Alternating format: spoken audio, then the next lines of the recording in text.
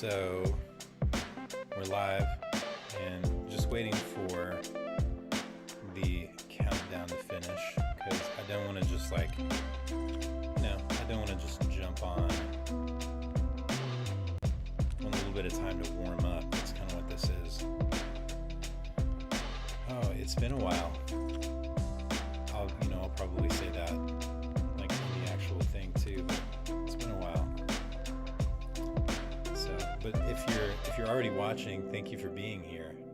Man, it's been a wild 3 months, and I'm not going to include that in the main part.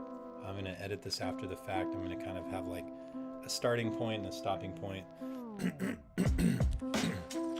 Excuse me. I also need to stop my camera. Make sure I'm recording. Yeah. Okay.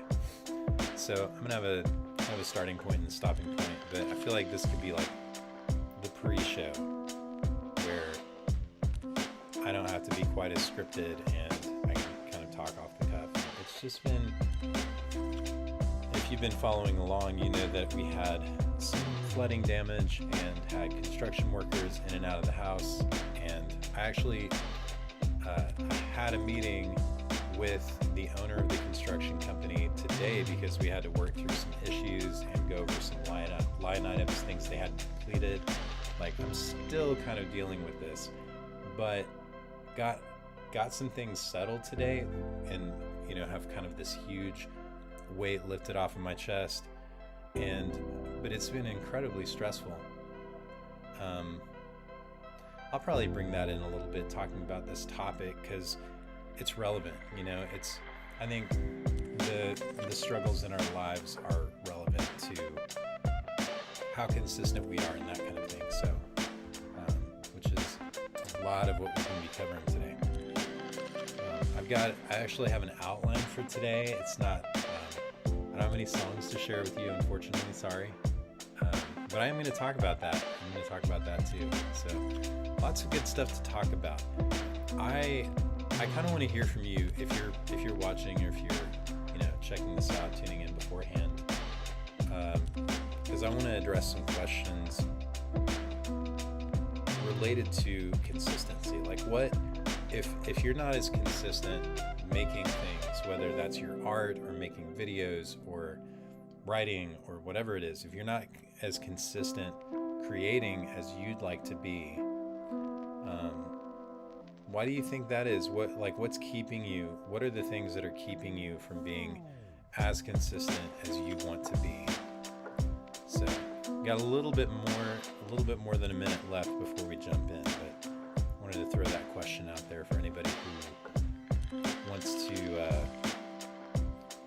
to chime in and share the things they're struggling with. And then if you have any questions related to showing up, being consistent, making things consistently, feel free to share those. I can hear my children through the walls. The walls are just so thin and their voices are so loud. But hopefully you can't hear them and it's not distracting you the way it's distracting me.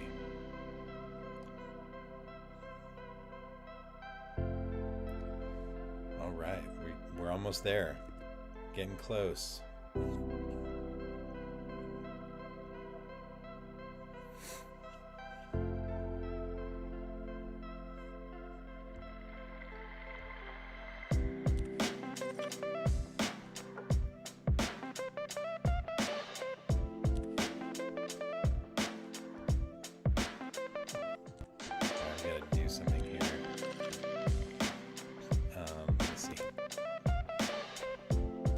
So I'm going to go on full. Here we are.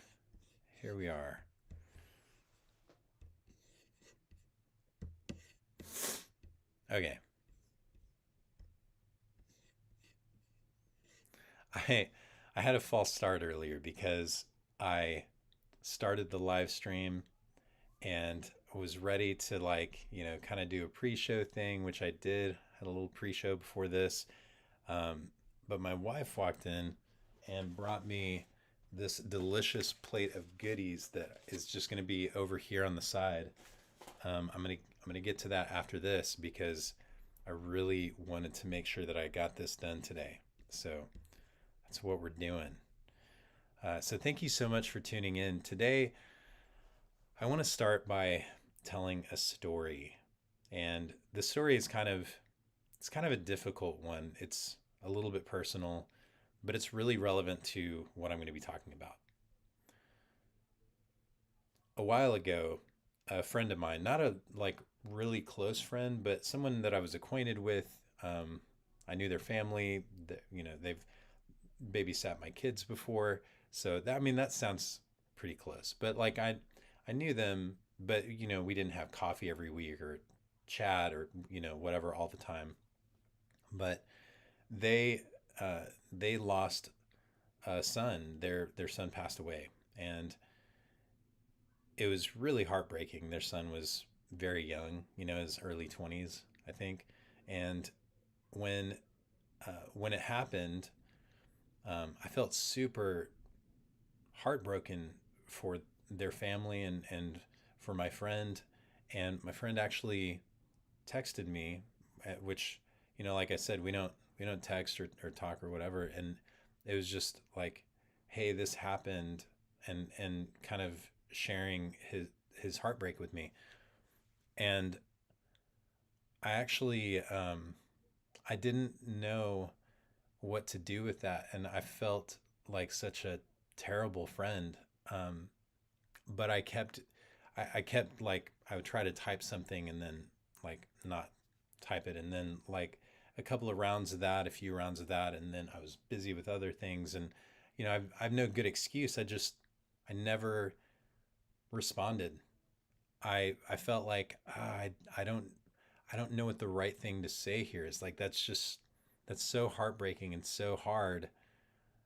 And I mean, I feel like I've learned some things and I've grown in certain ways since then, where I definitely wouldn't do that same thing. I wouldn't respond that same way. But at the time, um, and not to make it about me, this is their profound loss. Um, but I didn't know what to say, and so I let that keep me from being present and saying anything. Uh, and in retrospect, it's so easy to see that, like, just some response, whether it was, like me awkwardly trying to respond to something awful that I didn't have the words for, or I had the perfect thing to say, like any response, anything in that spectrum would have been better than not being there. And so I carried that with me for a while, and then I saw that person recently, and in person we got to talk. And you know at this point in my life, I know how to respond. I feel like I know how to be present with people. I know how to, and I even apologized for just not responding and not being there for them in their grief. Uh, and he said, it was such a hard time, and we don't like talk or hang out or anything, but you're the father of 6 kids, and I had just lost one of my sons, and I felt like you were the person, you were the one that I needed to talk to reach out to. You were the one that I needed to hear from. And gosh, that just hit me like a ton of bricks, because it wasn't just that this is someone I know, and that, like, I wasn't there for, but it's someone who, in their mind, I was one of those special, important people in that moment whose presence could have made a big difference. And I just wasn't there. So, and we worked it out. We had a great conversation, and like I apologized and kind of explained, not I want to make sure that it doesn't sound like I was excusing myself, or or whatever. But I'm just, I was explaining and they understood, and like we're everything's good, and they've, since worked through a lot of their grief too, and it's still, still extremely heartbreaking. Um, and I still feel, I still feel pretty frustrated with myself. Um, so that's just one of those things that like I'm like taking that as much as I can as a learning opportunity and trying to grow from that and be better. Um, and life is still giving me plenty of opportunities for that, right? But one of the ways that lesson really kind of hit me was when I thought about my creative work, about the work I do making content on YouTube, or sharing it through video on Facebook and Twitter or wherever. And one of my biggest struggles for a long time has been I don't know what I want to focus on. Like I don't know what my niche is, and that sounds a lot like those thoughts that I was having when I was thinking I don't I'm just not sure what to say here. I don't know if I'm afraid that I'm going to say the wrong thing. Um, so I thought that was an interesting parallel, and that kind of recently worked with some other things to kind of create this breakthrough moment. And it's not really a breakthrough because it's something I know, but it's just one of those things that like sometimes these lessons have to hit you in the head again. Sometimes they have to come back around. Sometimes you have to be reminded over and over and over again at the right moments, and like somehow you know these things, but you forget them. You and circumstances line up to remind you how important they are. So all of that to say, it was a really profound lesson just for my life in general, but I also see a lot of application for the creative work that we do, because when you make things, when you create, whether it's art, entertainment, um, information, where you're like educating people and helping and teaching, all of these things have the potential to make a huge impact on someone's life. They can be a turning point. They can be something that creates an aha moment, or lifts somebody out of a funk, or helps them find connection with other people who share their interests. There are so many positive things that can come out of you and me putting our creativity out into the world. And when we don't show up, and this isn't, I'm not saying this as a way of like trying to put guilt or shame on anybody, but it's just, it's kind of like this simple math thing in my head. Like when we don't show up, that potential, that possibility doesn't exist. It doesn't, those things don't get to happen, at least not from us. Um, so, uh, so I want to go ahead and pivot from that, and I want to talk about what makes a great content, right? So I think of it as three pillars. There's the quality, and I feel like that's kind of the least important of the pillars. And when I talk about quality, I'm talking about like, does the audio sound okay? Does the lighting look good? Does the shot look good? Is there, like, is the quality something that kind of differentiates you from other people? And quality can go all the way into like your skills. So your editing skills, your delivery skills, the way that you're speaking. I think all of those things kind of play a little bit into quality. Um, and then there's the content itself. Is the content relevant? Is it helpful? Does it actually fulfill the promise of your title and thumbnail? Is it funny? Is it inspiring? Is it, like whatever whatever goal you have for your content, whatever you're trying to, whatever you say you're trying to do, is what you've created actually meeting that expectation. And then the third one is consistency. And this is the one that I feel like I've not been as I think a lot about. I think a lot about quality. So it's almost backwards.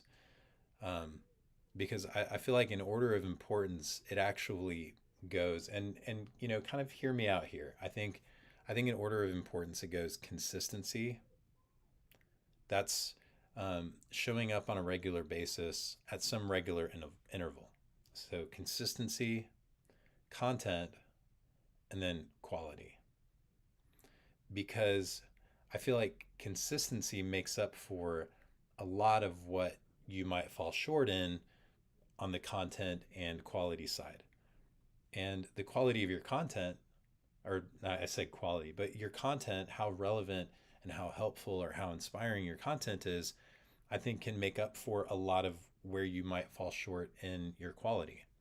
And I don't think it's necessarily a choice between like, well, you can only have, you can only excel in one of these three areas. I think all three of them are important to think about and to grow in as you're working on your creative journey. Um, but but I think it goes in that order. And oftentimes, at least this is true for me, I think we tend to think about it in the opposite way. Like, I think a lot about, like, oh, does my shot look okay? I fuss a lot over the positioning of my camera and my lights and stuff like that. Even this, like, this shot I was trying to set up, I was trying to be like, I'm just not going to, I'm not going to fuss over like where my light is and stuff like that. And I still ended up spending like 30 minutes making it look a little bit better. And I could have spent longer. Um, I think a lot about the content. I think a lot about, and I'm always, whatever I produce, I'm always trying to produce something that's helpful or relevant or entertaining. Um, but I stress a lot over like, okay, is this, am I getting into the right groove here? Am I getting into the right niche? Am I like, is this content relevant to the type of, what kind of subscriber or follower or audience member do I really want to serve? Like, what is my, and I get just like super worked up over that. And then the consistency just kind of gets put on the back burner. I'm like, I'll show up when I show up and I'll do it when I do it. And I feel like that's I, I know that that's a big mistake. A YouTuber named Ali Abdal has millions of subscribers, and I think that's right. I can't remember exactly how many. Maybe it's a million. I'm gonna see. I'm gonna look it up right now, live. It doesn't matter, but I just want to be right.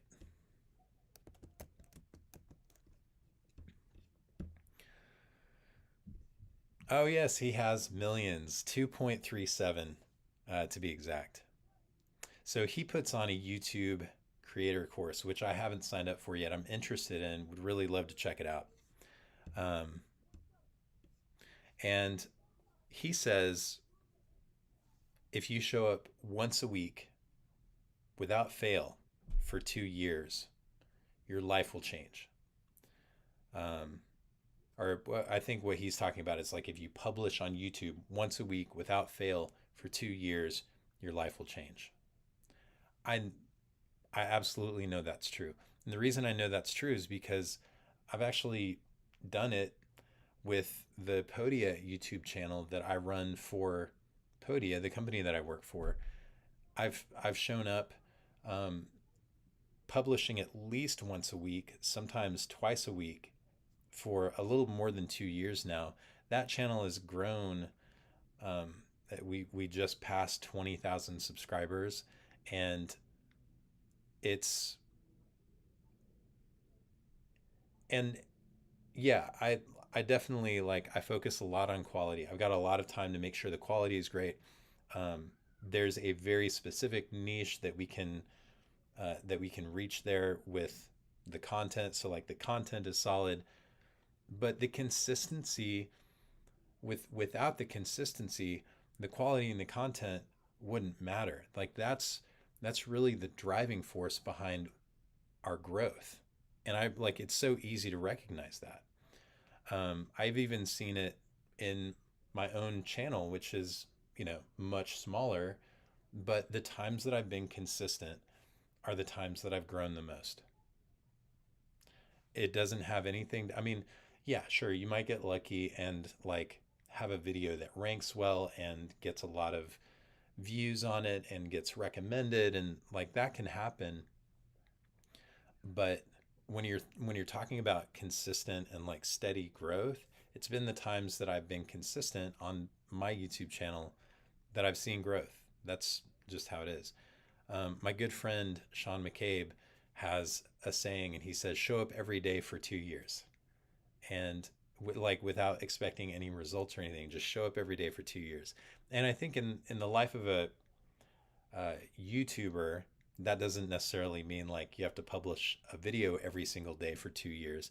But what he's talking about more broadly is like in your business, whatever you're trying to do, um, if you're making YouTube videos, maybe like you show up every day in the sense of like you record one day and you edit the next day and you write the next day, and you show up to the thing that you're trying to build and grow every day for 2 years. I love that advice. So I know that's the order it goes in. I just know it. Consistency, then content, and then quality. So those are the three pillars I want to build what I'm doing here on. I want to build on those three pillars. And the thing that's been holding me back and the thing that's kept me from being here, from showing up, is that I'm still struggling so much with who do I want to serve? What kind of content do I want to share? Do I want it to be about like, if you look at my YouTube channel, it says that, I mean, that I've got a header on there. The header image says, "I help creators make great videos. New uploads weekly." And that was my attempt to try to really niche down. And that's still like super broad. Creators is a really broad category. Making videos is a broad category. Like, and then it says new uploads weekly.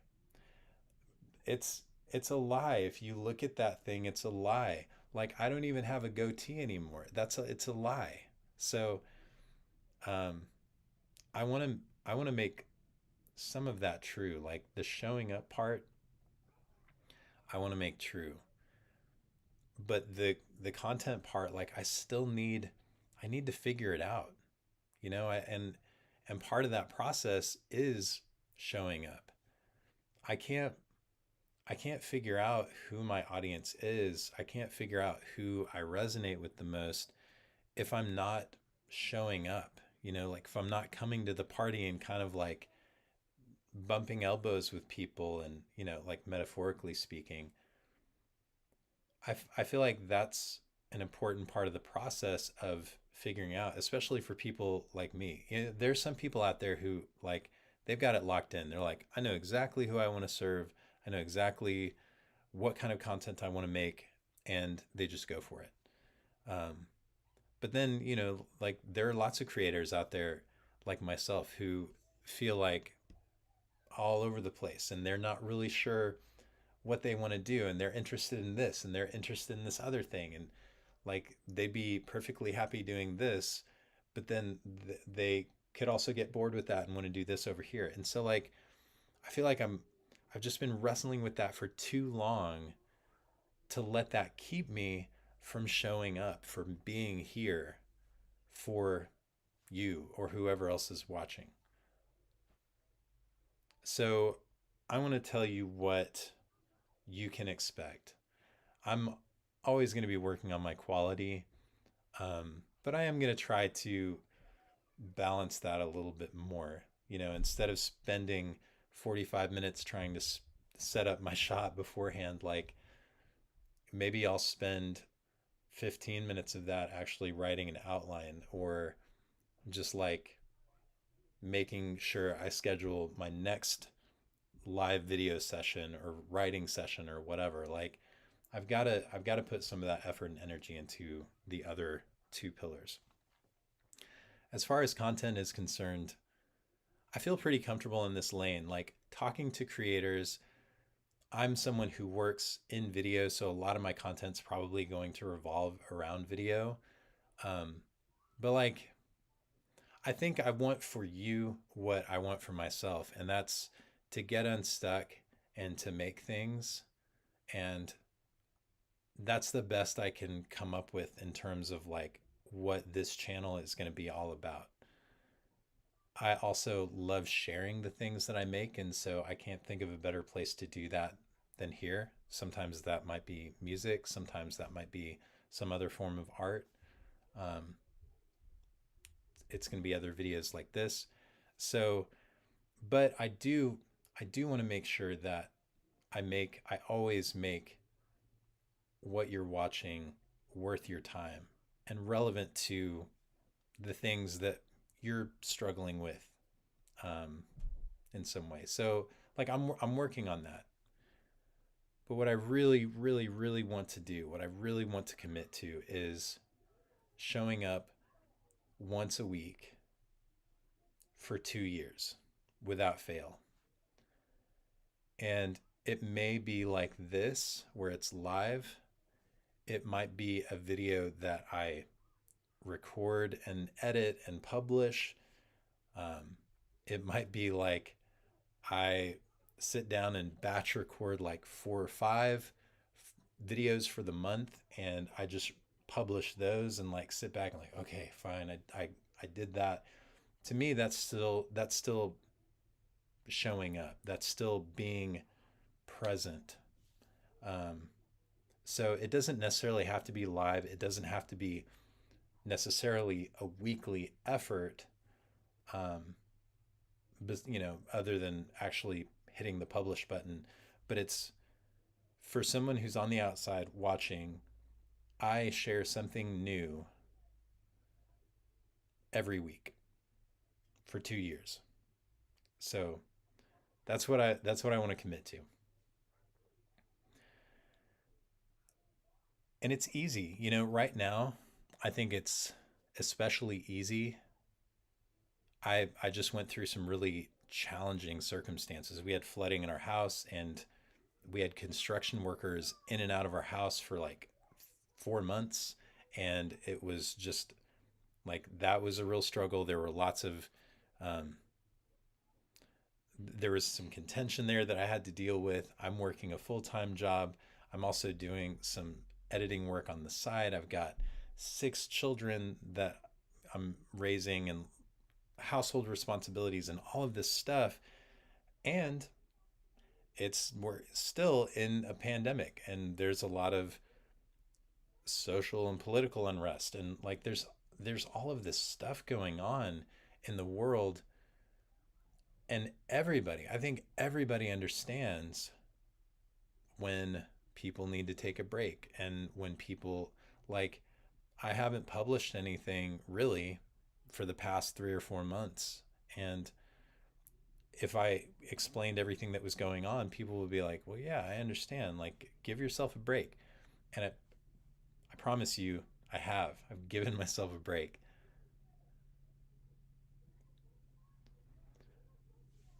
But, but I think what that also does, and again, I don't want this to come across as something that might like guilt somebody or make you feel like, I'm just saying, if you feel like you're in a place where you can do this, and that's where I feel today. I feel like I'm in a place where I can do this.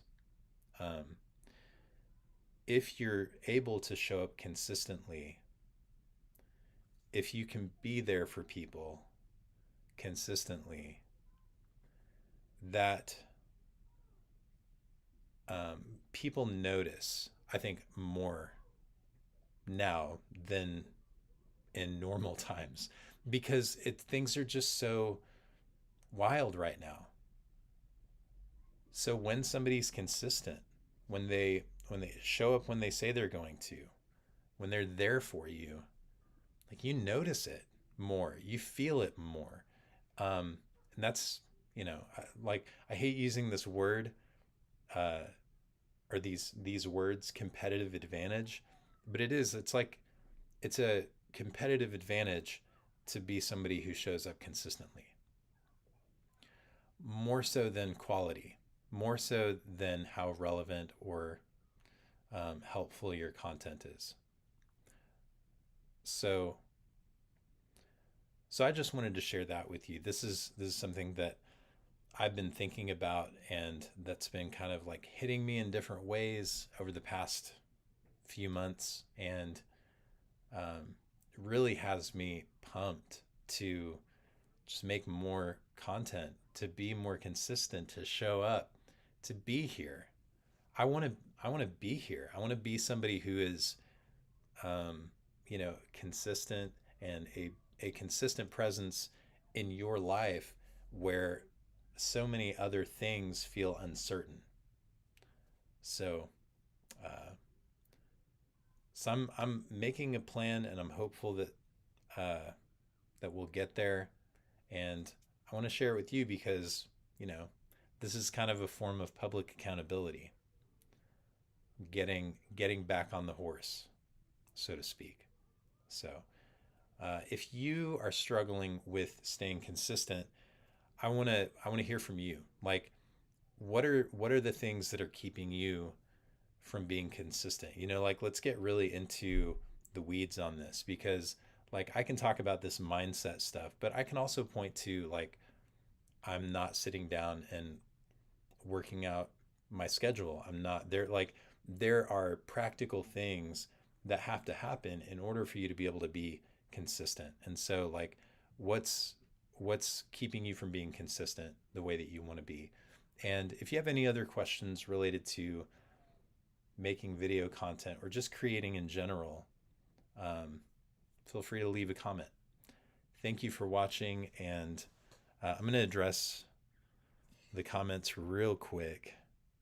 Rachel Ashley is watching on YouTube and says, I just posted on Instagram about this topic, hiding when I don't feel impressive.